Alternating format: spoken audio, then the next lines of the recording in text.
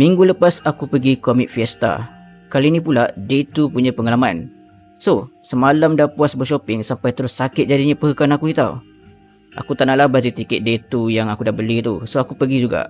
Tapi lepas dah rehat semalaman tu, dia adalah pulih sikit. So aku take it slowly. So aku gerak awal daripada kawan aku. Sebabnya pagi tu ada panel daripada VTuber favourite aku, Raura dari Hololive. Basically, dia buat panel melukis sekali dengan seorang lagi pelukis yang cipta karakter Raura ni. Lepas dah habis tu, aku duduk lagi kat stage tu. Sebabnya lepas tu pula ada panel dengan Machiko. Senang cerita, dia ni penyanyi dan juga voice actor. Dia famous nyanyi lagu-lagu opening Konosuba. Voice actor pula kan, dia ni lah Tokai Teiyo, antara Uma Musume yang aku suka jugalah.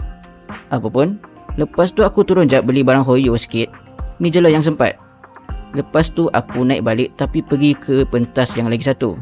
Sebab masa tu Joey Anime Man yang ada podcast Trash Taste tu, dia datang sini tau.